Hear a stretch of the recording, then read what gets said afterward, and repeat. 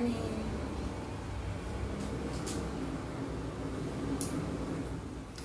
Welcome to your 7:30 talk on half words, yoga and recovery or addiction and yoga. The world is going. Can we not? So moving along with our progress down the 8 limbs of yoga, today's talk will be on Asetya, A-S-T-E-Y-A,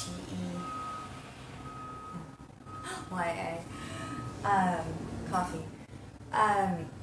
So Asetya is the practice of non-stealing. So obviously we all know what that means in like the literal sense of non-stealing. It's the same. A lot of these will correlate to like, you know, 10 commandments or things you'll think of that, and that's, I think, normal for people to think of because it's just in general like things you shouldn't do, right? So for non-stealing, it comes a little bit different when we talk about addiction, right? Normally when I would talk about a practice of Asetya, I would think about something like, giving a gratitude practice for what you have, or, repeating the words, I have everything I need, I have everything I need. But when it comes to addiction, it's kind of a different route that I would take as far as thought process and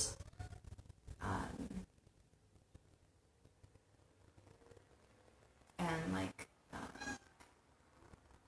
just like specifics of what that means, right? So I can't really do what I normally do like in a recovery center setting or anything on this video because I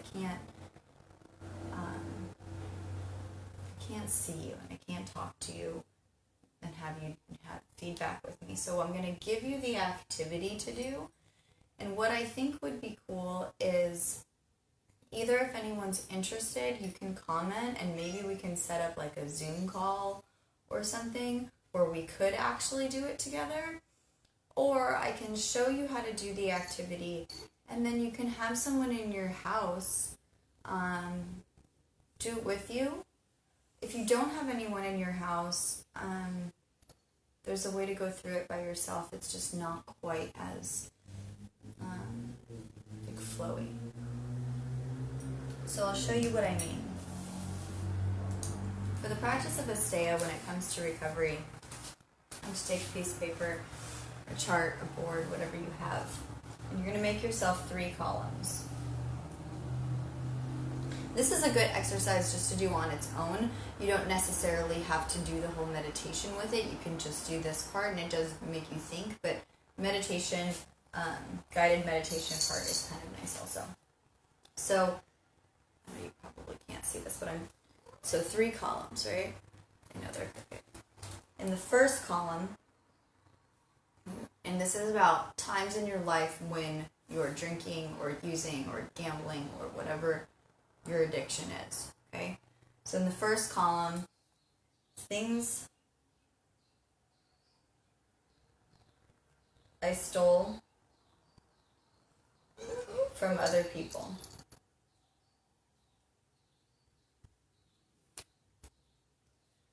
And you have things I stole from myself. I know it's backwards, but this is how this is going. 3. Things I allowed other people to steal from me.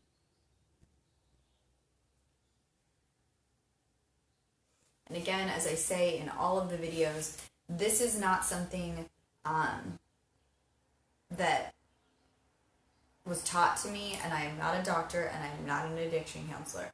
This is stuff that I came up with books and research, the stuff that works for me. This helps me work through my own stuff. So if you are, an addict and you go to different meetings and you have a program that works for you, you can certainly add this. But I just don't want you. I just have, just for like the liability, factor of it. I'm not a doctor. I'm not telling you that this is the thing you do and this is all you do. I'm just telling you that this is what works for me. So you have your 3 columns. Things I stole from other people, things I stole from myself, and things I allow other people to steal from me. So you go down here and you write a list of things, like things I stole from other people. Maybe you have literal things. Maybe you have things like money or booze or drugs, right? Or whatever, a car, I don't know, whatever it is your thing is that you stole from other people. Then you have things like peace of mind. Someone else's peace of mind while they were worried about you was taken, and that didn't belong to you. You might have stole things like time. If you have children and they watched you in, let's say, a state of mind that was uncomfortable for them, or if they had to be the child or the parent while you were being the child, you stole their childhood. If you have stolen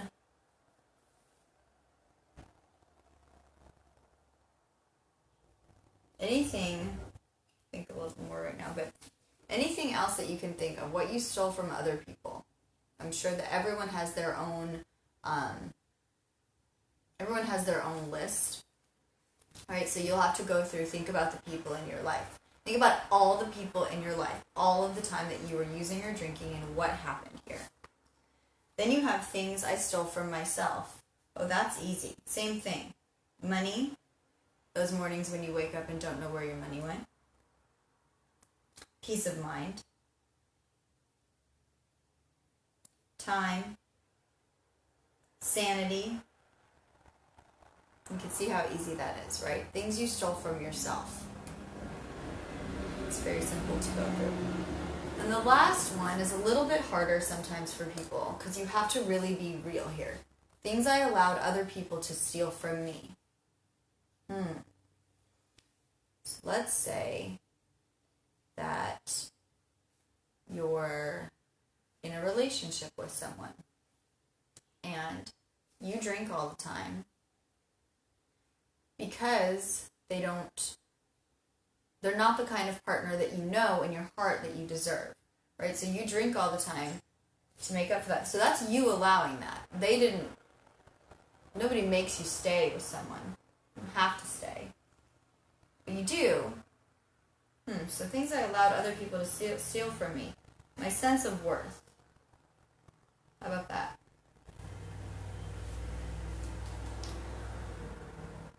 If you're one of those people, and this goes for men and women, so do not think I'm by any means taking this, on just a woman's side.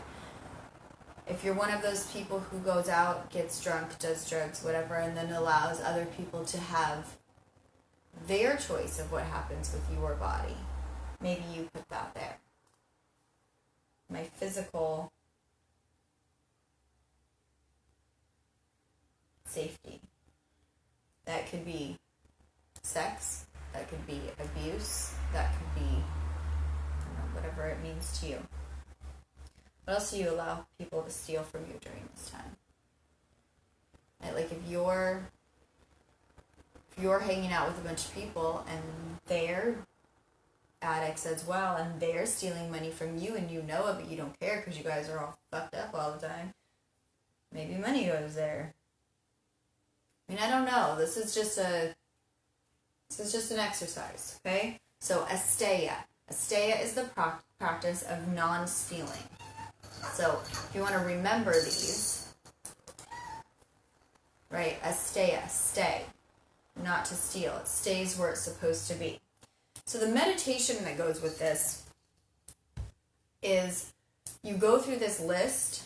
And as you go through each thing, so let me just start it here. You imagine yourself, you get yourself in a seat, you get comfortable, you breathe. Then you imagine yourself in a room or in a hallway. So you start to sense what the room feels like, what the room sounds like, it smells like.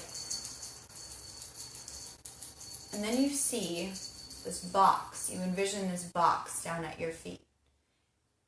And in your box are each one of these things. And so you can go through, you can even just put your paper down and just do this yourself if you want. But it is nice to have someone read it to you with your things that you're putting back. So basically what you do is you imagine this room or this hallway with these shelves. And each time you reach down in the box, you pick up one of these things off your paper. Like, let's say I'm going to pick up time that I stole from myself. I'm going to pick it up out of the box, and I'm going to put it back on the shelf because it no longer belongs to me.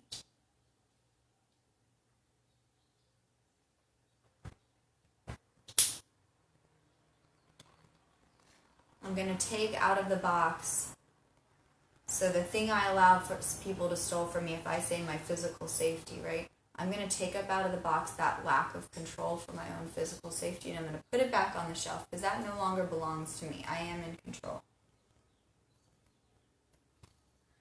Thing I stole from other people, their peace of mind. I'm going to take that peace of mind up out of this box, and I'm going to put it back on the shelf. I'm going to give it back. And that giving back is my promise that I will not continue these behaviors and stealing their peace of mind. So I hope that makes sense to you. You go through it and whatever it means to you to put it back. Because we carry all these things. We carry the memories of the things that we stole from each other. Carry the memories of things we allowed people to steal from us. We carry the memories of the things that we stole from ourselves. We don't have any of it anymore. I don't have anyone's money or anyone's drugs or anyone's, no one's here stealing my physical safety at this moment. I don't have it, but I carry all of that in this box. So as we go through, we exercise how to put those things back, those things that no longer belong to us, those behaviors, those activities, those beliefs, and put them back. And just because you put them back once doesn't mean it's going to stay that way. You're going to have to do this probably again and again if you're anything like me, because you have to work through it. Maybe each time you'll get a different list. Maybe you only work through one side at a time, if that works for you. I don't know. But I want you to know that each one of these things will clear up in your mind a little bit of what happened or what's happening. If you're going through the process of recovery right now, I'm trying to decide if you can or if you can't, make this list and see if these are things you can live with. Right? Like if you're like, I don't know if I'm an addict, or I don't know if I want to go into recovery, make this list and see if these are attitudes and things and behaviors that you want to continue, or if these are things that you can put away and move on with your life. Non-stealing, non-having things that do not belong to you. Think about it.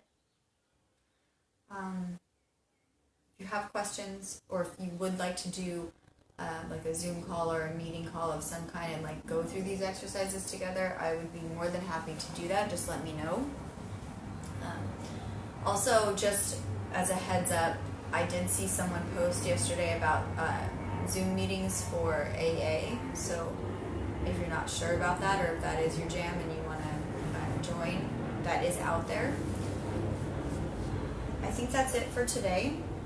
I'd just like you to, for the rest of the day, if this is a recovery thing for you, if you're working on your addiction, just maybe don't even do the whole thing all at once. Like, just write down as things come to you. What happened? What do you have, or what do you carry with you that doesn't belong to you? And then in each of those categories. Okay. Have a great day. I will see you tomorrow morning at 7:30. We'll continue this as long as I am able to. And then once the stay in order has lifted and the kids go back to school and I go back to my day job, we'll figure out what works. So, thanks for being here.